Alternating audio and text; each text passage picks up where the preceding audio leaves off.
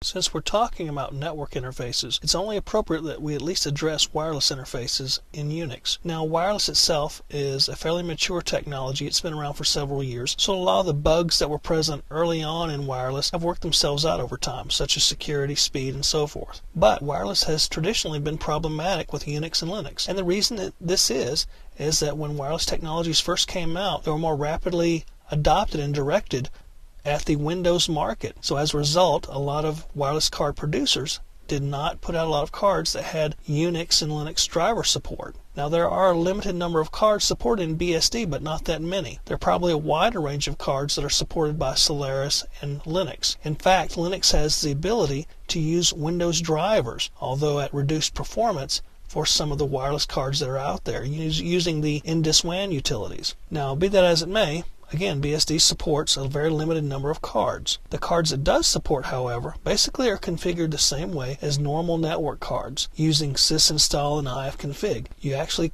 use those utilities to configure wireless cards pretty much the same way, because essentially BSD sees them as network cards. Now, there's also some unique control utilities that are unique to each driver for each card that BSD supports, such as Y control, Ray control, and control, and so forth. Ray control, for example, is supported by the Raylink RT2500 cards, and that's the utility that's uniquely designed to control that card. You normally won't see these utilities unless you're installing a card that's particular to them. Let's go ahead and take a look at ifconfig and look at some of the options that come with it that can help you configure wireless cards.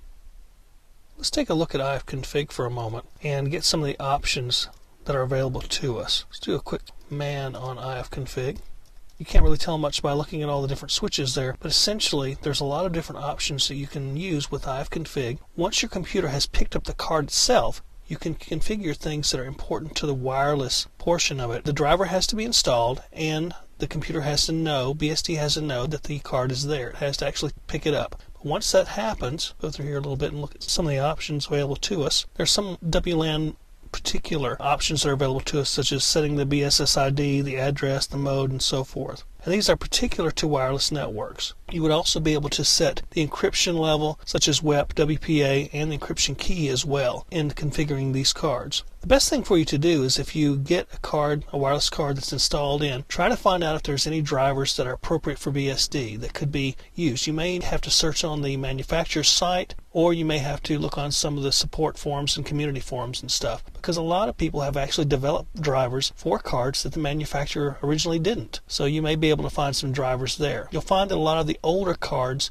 are actually more well supported in BSD than some of the newer ones. That's not to say that some of the G and N cards aren't supported, but they may be more difficult to find support for. And in the end, if you can't find a driver for a particular card, you may wind up replacing the card. That's probably a last-ditch effort, if you will, but it may come to that. Most of the servers you're going to be installing BSD on, though, probably are not going to be wireless. They could be, but you're going to have to do some research before you decide to go that route. In any case, wireless is supported to a limited degree in BSD and a more wide degree in other Unix-like operating systems such as Linux.